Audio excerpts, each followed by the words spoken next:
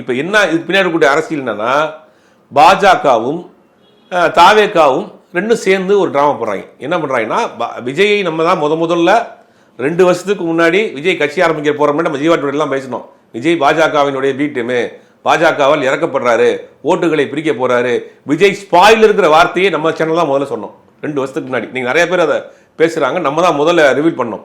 இப்பயும் சொல்கிறோம் விஜய் ஸ்பாயிலர் தான். விஜயை வைத்து கொண்டு அந்த தலித் இளைஞர்கள் வாக்கு, இஸ்லாமிய இளைஞர்கள் வாக்கு, இந்த முதல் தலைமுறை வாக்காளர்களை பிரிக்கக்கூடிய வேலையை பாஜக செய்யுது.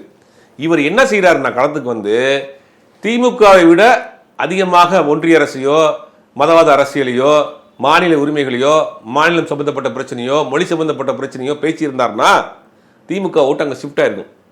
இவர் அதை பேசாம திமுகவை டார்கெட் பண்ண பிறகு அதிமுக ஓட்டு இங்க வந்துருச்சு. ஆமா, திமுக பிடிக்காதவனா எனக்கு ஓட்டு போடுங்கிற மாதிரி சொல்றாரு. வந்துட்டாப்ல. ஆல்ரெடி திமுக பிடிக்காதவன் அதிமுகவுக்கும் பாமக பாஜக தானே இருக்கிறாங்க. ஆமா, இப்ப என்ன நினைச்சு பாஜகவுக்கு என்னன்னா இணையா உன்னை எதுக்கு அமுச்சு விட்டா என்ன வேலை பண்ணிட்டு இருக்க, அது கோவம் வந்துருச்சு. ஆமா, நீ உன்னை நம்ப மாட்டேங்கிறாங்களா, உன்னைய டார்கெட் பண்ணி தான் அந்த இஸ்லாமிய வாக்குகளையும் கிறிஸ்தவ வாக்குகளையும் இளைஞருக்கு தலித் இளைஞர்கள் வாக்கு வாங்கலாம்னு உன்னை அமுச்சு விட்டோம்.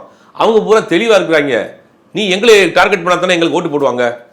எங்களை முதல்ல நீ சீண்டிப்பாரு, எங்களுக்கு இங்க பஞ்ச் டீலாக் பாரு, எப்படி சிஎம் சார்னே நீ பிஎம் சார்னு வீடியோ போடு, சென்சார் போடு, முடக்க பாக்குறியா, அப்பதான் முஸ்லிம் கிறிஸ்டியன் ஓட்டு போடுவாங்க. இது இந்த அரசியல் பிஜேபி எதிர்க்கிறாரு பாத்தியா, இந்த அரசியல் உனக்கு தெரியாதா அப்படின்னு சரி சார் இந்த அரசியலை 2 பேரும் சேர்ந்து பண்றாங்க. இப்ப இவங்களுக்கு என்னன்னா படம் ரிலீஸ் ஆனா ட்ரோல் ஆயிரும்.